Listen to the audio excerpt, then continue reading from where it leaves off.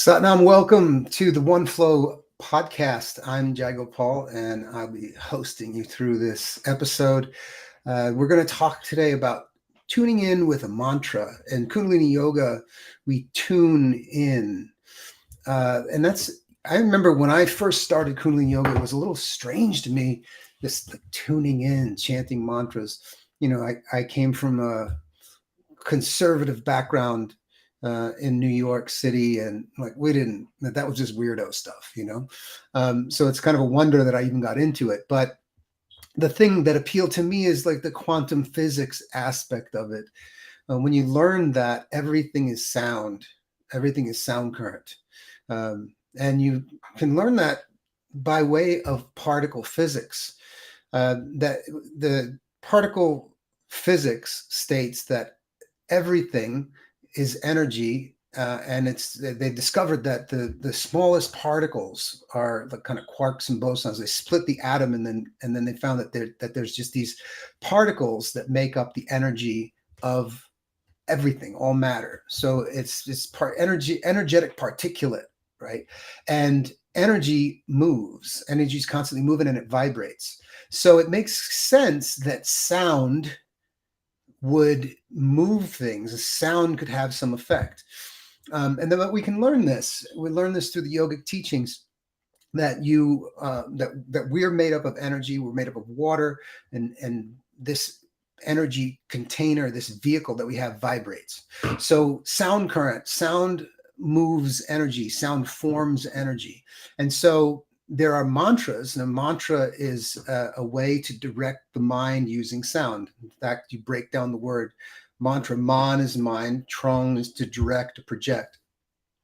And what happens is you take a sound, and these mantras that are given to us by the masters, like Satnam, or the mantra we use to tune in, Ong Namo, Gurudev Namo, those mantras are put together in such a permutation and combination that they can link you to energy fields that are not on the planet. So higher dimensional energy fields, which you can access through the mind and through this vehicle that you have, this human body, that you can access these multi-dimensional spaces because the mind is an infinite component. The mind is given to you to be able to operate on the planet Earth as a unit of infinity, with the ability to access, download, broadcast to, relay with infinite cosmos, infinity, limitless experience. So when in Kundalini Yoga we start a class, we chant the words Ong Namo, Gurudev Namo. And this is a mantra given to us by the masters, and it links you to this golden chain of masters. Now, outside, we have a physical body, but there are masters who have practiced and become enlightened, and they're no longer on the planet with us, but you can access them through their subtle body. Like each human being has a subtle body, and the subtle body is with the soul. The subtle body travels with the soul. Right. So the subtle body is always with the soul, and the subtle body is one way that you can interface with these other dimensions and other dimensional beings, right? The masters. And what happens is what we do is we vibrate our apparatus, this human body. It actually has strings. There's what's called nadis in the body, and they're pathways of the pranic energy. And the body has like 72 strings. And when you speak, when you utter sound, those strings vibrate throughout the chakras, and they send the energy down and allow you to broadcast to and from, broadcast from your chakras. And you will also hit someone else at that same chakra level because it's a frequency, right? And just like if you tune into a radio station, 105.6, right, that they're broadcasting at 105.6. And you're receiving 105.6 because you've tuned into that station. And that's how it is with mantra. So we're tuning into a station. When we chant to tune in, we're tuning into a particular station. And this particular station is Ong Namo, Gurudev Namo. And that's the flow of the wisdom of the masters, the creative wisdom of the masters that comes from the subtle body of the masters who are living on a higher plane. Now, masters like Jesus, Muhammad, all the enlightened beings, and some of which we don't know. There are quite a bit of enlightened beings we don't even know their names, but some have made such a tremendous impact on the planet that we still remember them through their teachings, through the impact that they made. And they're outside of time and space in an etheric realm. So we chant Ong Namo Gurudev Namo, and then that vibrates our physical form. It vibrates our entire electromagnetic field, the aura, but it does so by creating a neurological pathway or a neuron pattern. So when you speak, when you move your sound, when you move your mouth, the upper palate of the mouth has 84 meridian points. Meridian points being the points where energy is stimulated. Like 84 meridian points at the top of the palate. So it's kind of like a keyboard that you're playing with your tongue.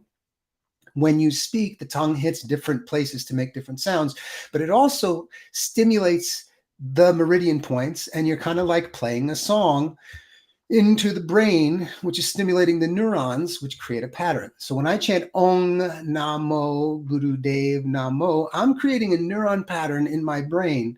It's the same neuron pattern that was created when a great yogi master who may have lived on this earth chanted Ong Namo Gurudev Namo. And my teacher showed a clip one time off of YouTube of these Tibetan monks chanting, and they were chanting, you know how they chant that kind of throat chant, like, oh, and you could clearly hear at a certain point in their prayers, there was like, what is it? Om Namo Gurudev Namo. So those words were in that Tibetan chant. So these teachings are somewhat universal. And we chant these mantras and we create a neuron pattern. That neuron pattern is the same neuron pattern that the masters made when they chanted it. And so I'm taking that same form, I'm tuning into that same radio station, and I'm downloading that same data stream of the masters. And where it gets really good is that these masters in their subtle bodies, through this vibration that we create, and we create it usually in a classroom, or unless we're practicing on our own, but in a classroom, you create it and the other people in the class are chanting the same thing. We're chanting it all together in unison. And all the subtle bodies of all the students in the class are then creating this energy field that's tuned into that radio station. And so the more people in the class, the more the stronger and larger the energy field. And then the more magnetic it becomes. And some of those masters actually show up in the room in their subtle bodies. Some people can see it, and some people cannot. But they come into the room, and if you create a very sacred and devotional space, if you approach it like that, those masters will come and they'll visit. And there's plenty of stories. There's this one story from a white tantric course where there was a woman who was in the line, and it was the exercises where they were instructed to lay down after some chanting exercise, and we were laying down, and afterwards she asked, she was like, who was the guy that was walking around touching people? And they said, well, nobody touches anybody in this practice. And she goes, well, when I was laying down, I had just recently had surgery on my stomach. And at a certain point, I felt this really warm, white hot kind of light. And I looked up to see this being that looked like a yogi dressed all in white and was touching my belly. And I just thought, oh, he's healing me. And I went back to sleep. But she had experienced one of these masters coming into the room and actually putting healing hands on her. So that it seems some esoteric to some people, but there's a lot of people that have experienced those sorts of things. So when we tune in with Ong Namo Gurudev Namo in a class, what's happening is the teacher is becoming a neutral pipeline for this golden chain. So as the teacher, they're sitting up in front of the class, the relationship is recognized, the teacher and the students, but the teacher becomes a zero or shunya. And the more adept the teacher is at entering into a kind of a really neutral space and neutralizing the mind, the more that force will come through, and those masters will actually teach through the teacher. Again, that's a subtle thing that you start to learn, and you can kind of see it with really great teachers. But Ong Namo Gurudev Namo, the teacher is chanting this, leading the students, and the teacher's oath in Kundalini Yoga, as some of you as teachers know, is I'm not a woman, I am not a man, I am not a person, I'm not myself, I'm a teacher. And as a Kundalini Yoga teacher, you say those words before you go in to teach. And what it does is it's a self-hypnosis to go, okay, I'm not my ego personality. I'm a vehicle for this channel of the golden wisdom of the masters to come through into that class. It's a really beautiful thing when you recognize it and you sit with it. It's a really, really beautiful thing because it gets you out of this whole thing, which most of the world is in, is the guy, I'm the teacher and I'm so great and I know something you don't know and I'm going to come to this class and I'm going to give it to you. You're going to give me your money and I'm still going to be great and you might hopefully get better. There's a lot of that crap going on, and it is crap.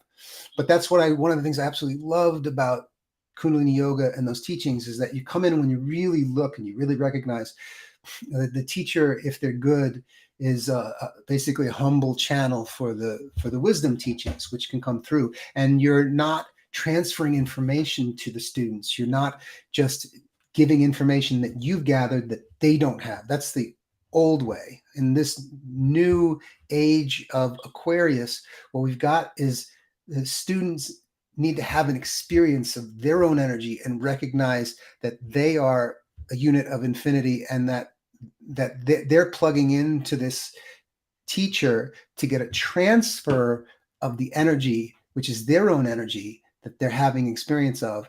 And hopefully then they're inspired to practice more and then also teach other people, but to practice more and to clear the subconscious mind so that they can find a flow of their soul in the body. And so that's why we chant to tune in Ong Namo, Gurudev Namo. And those words, let's just break down what those words mean. The Ong, O-N-G, and it's kind of a nasal sound. Ong, Ong. That's the proper way to chant it. So you like the inside of your mouth is kind of like the inside of one of those conch shells, the ones that some people blow them and they play it. It's a kind of a trumpeting sound, right? So you've all seen these conch shells. It's a spiral shell. Inside there's a cavity, and that creates the sound when you blow into it. It's the same thing in your mouth, your nasal cavity, this little kind of cavern in there. It creates sound, and when it vibrates, it also vibrates those sounds up into the brain, just like we talked about on the upper palate. So Om, Om, Om, Om, Om. So I'm vibrating it so that this nasal passage vibrates. And that's a meditation you can do. You can just sit and chant Om, Om, Om. And you can do it kind of long, Om, until you run out of breath, and Om, Om, Om. And it actually creates a real kind of heady feeling. But what you're doing is you're vibrating the word Om, which means creativity, creative consciousness. Om is the creative consciousness that creates everything. It creates it on the earth, as opposed to Om. Om is actually a kind of a releasing or a renouncing sound, where you're not bringing it onto the earth. You're just kind of releasing it out into the universe. It's kind of like giving everything up. We chant Ong, O-N-G, because we want to be on the earth as a householder, as someone who has a job and a family. We want to be able to do these practices and chant things like Ong, because that will help you in your electromagnetic attraction pull down what you need to live. And so you're pulling down the creativity of life. Again, this Om was a mantra of the Piscean age, where you had to kind of renounce everything in order to get across the whole world ocean business. But now in the information age, we have everything. The level playing field allows everyone the same information so they can do with it what they want, create whatever kind of life that you want.